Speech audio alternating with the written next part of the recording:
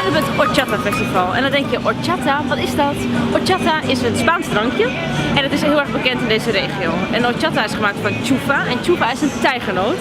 En tijgernoot moet je niet denken aan een bekende nootjesfabrikant. Nee, het is een plantje. En dat plantje groeit eigenlijk als onkruid tussen de aardappelen. Maar hier dachten ze, daar kunnen we vast wel iets lekkers van maken. En daarmee is horchata ontstaan. Horchata is eigenlijk dus de tijgernoot samen met een beetje water en een beetje suiker. En een super verfrissend drankje. Ik zeg, tijd om horchata te gaan proeven.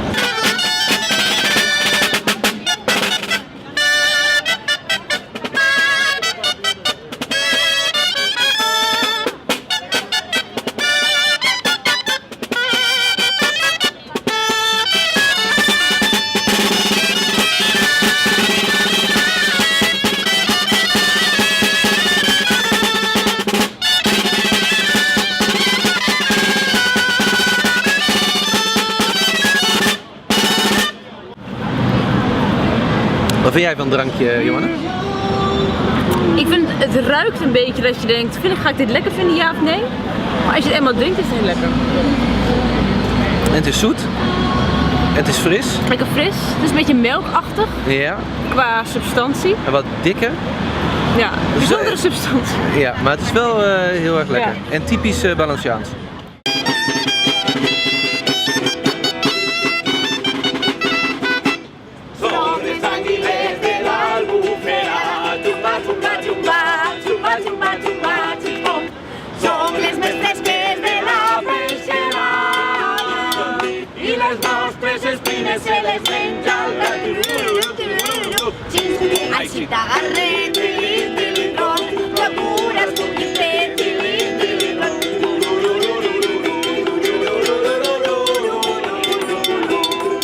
Nou, ik werd ongeveer aan de kant gebeukt door allemaal oude vrouwtjes. Lijkt de huishoudbeurs wel.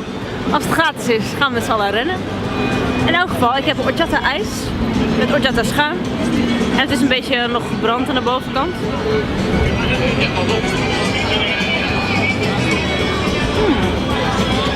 Nou, wel lekker hoor. Lekker hapje. Kom maar. Even lekker een hapje. Daar komt die witte shirt.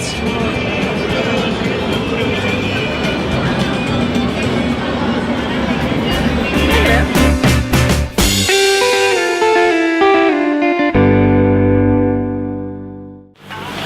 We hebben vandaag al 6 jaar verkering. En dat moet elkaar natuurlijk wel een beetje aantrekkelijk blijven vinden. En daarom doen we elke ochtend oefening. Om een beetje slank te blijven. Ja, we zijn weer helemaal opgefrist, haartjes weer fris. En we gaan nu ontbijten. Het is inmiddels 12:30. Ik heb echt mega trek. En Maarten die heeft dus bedacht dat we gaan ontbijten. Oké, wat er aan de hand is. Ik had op een hele leuke website, dit abc.nl van een krant is dat, had ik de beste plekken opgezocht om te ontbijten. Maar ik had een hele leuke gevonden. Maar dat ding bestaat niet meer. Dus eigenlijk moeten we nu op zoek naar iets anders. Maar ik heb op de hoek al iets gezien, dat bestaat al sinds 1945. Dus dan gaan we daar maar naartoe.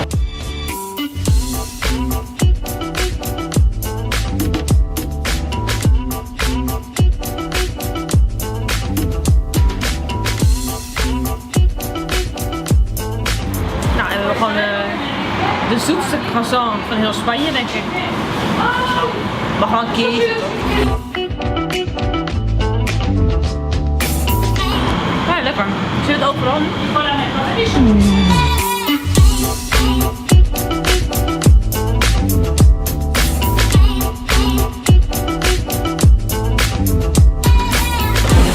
Eerst, proost.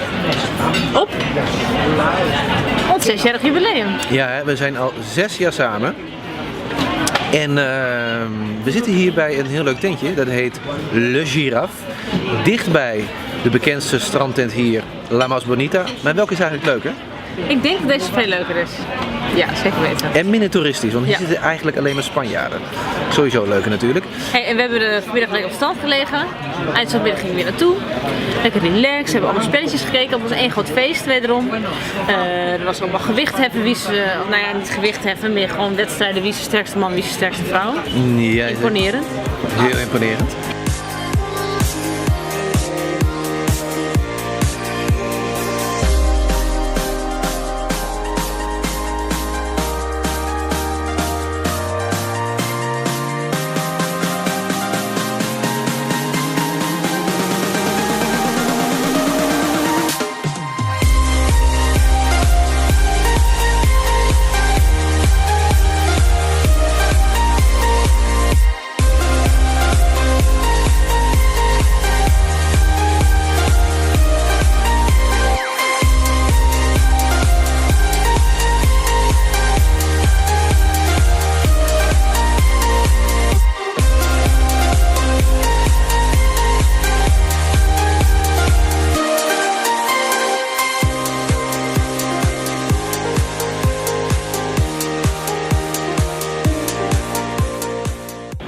En er waren mensen op het strand aan het dansen.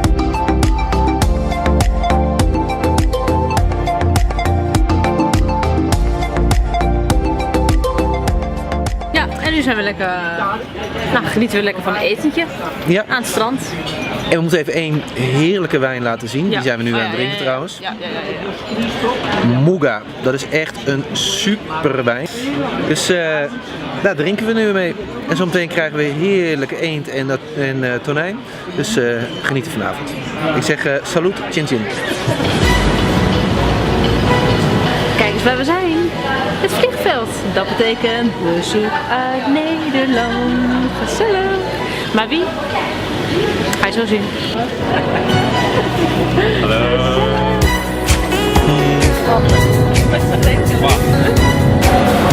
Te vieren, dat wordt zo gezellig gaan. Oké.